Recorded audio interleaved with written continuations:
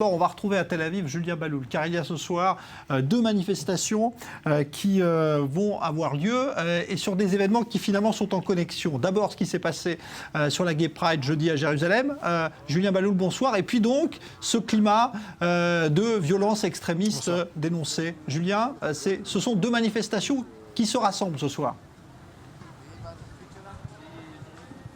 Absolument, une première manifestation qui a commencé un peu plus tôt sur la place Rabin à l'appel du mouvement d'extrême gauche de l'association La Paix Maintenant. Quelques centaines de personnes qui vont rejoindre ensuite l'endroit où je me trouve, c'est-à-dire le parc Meir à Tel Aviv, là où il y a le QG du mouvement LGBT israélien. Derrière moi, à la scène, on attend environ 10 000 personnes avec des orateurs de marque, notamment le maire de Tel Aviv qui va ouvrir la cérémonie, l'ancien président de l'État d'Israël, Shimon Peres, qui va prononcer un discours. C'est pas étonnant, il était déjà venu en 2009 lors de l'attentat homophobe du bar Noir où des jeunes étaient tués dans un bar homosexuel. Il avait appelé à favoriser les droits des homosexuels. Il va revenir donc ce soir pour soutenir une nouvelle fois la communauté LGBT. Et l'autre fait important, c'est qu'à l'inverse de la première manifestation, celle-ci est unitaire entre toutes les branches du mouvement LGBT. On attend des députés et des ministres de gauche comme de droite, notamment Miri Regev, la ministre de la Culture et des Sports, qui viendra ce soir s'exprimer.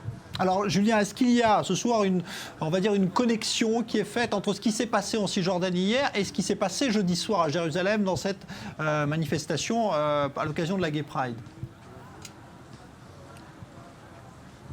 C'est sûr que depuis hier, la société israélienne se réveille un peu inquiète avec beaucoup de questions. Il suffit d'écouter vos invités en plateau pour comprendre cette inquiétude au sein de la société israélienne, ce climat de violence, ce climat de haine générale, à la fois contre les homosexuels, contre les arabes, finalement contre toutes les minorités. Beaucoup de questions ici en suspens. Et on voit d'ailleurs certaines scènes de division au sein de la société israélienne.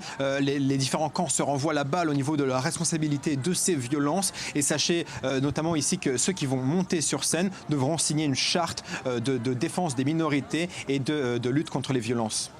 Merci Julien, on va vous retrouver là que se trouve Julien Baloul. Julien, on vous retrouve. Deux événements importants avec des personnalités, des prises de parole importantes ce soir, à la fois Place Rabin et chez vous.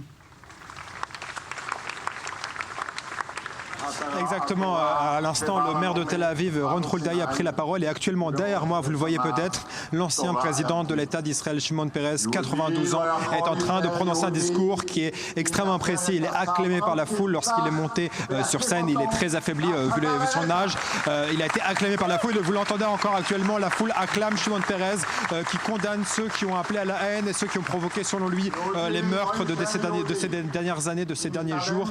Il demande au gouvernement de donner des droits complets aux homosexuels. Le maire de Tel Aviv, Ron Huldaï, a également appelé Benjamin Netanyahu à saisir l'occasion pour accorder le mariage pour tous en Israël. Et vous entendez encore une fois ces acclamations de Shimon Peres en Israël. Je vais vous montrer également cette pancarte qui a été distribuée aux manifestants avec marqué la haine tue. Vous voyez, tout à l'heure, vous me demandiez si les manifestations étaient liées. Elles le sont. Ils disent la haine tue. Un message clair et finalement général pour justement englober tous les événements de ces derniers jours. Alors Julien, on a appris également que l'oncle du bébé palestinien brûlé vif hier prenait la parole place Rabin en ce moment, où il y a quelques minutes, ce qui veut dire effectivement qu'il y a une connexion entre à la fois la manifestation contre l'homophobie et puis ce qui s'est passé hier en Cisjordanie.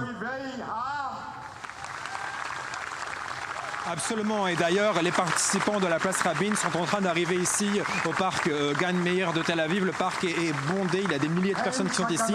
Le chef de l'opposition, Yitzhak Herzog, qui a prononcé un discours place Rabin, va arriver ici et prendre la parole. Donc les deux manifestations sont totalement liées, c'est vraiment des manifestations contre la haine en général. C'est assez impressionnant à voir.